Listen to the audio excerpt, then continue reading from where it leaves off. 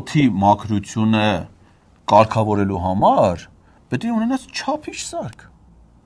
Ասենք, օրինակ, հիվանդը, որ հիվանդանում է, դրա բուժման ձևը ո՞րն է։ Օբրես, ջերմաչափ։ Ինչքան շատ տունը ջերմաչափելով, այնքան տուն ավելի քիչ հիվանդ կլինի։ Ճիշտ է։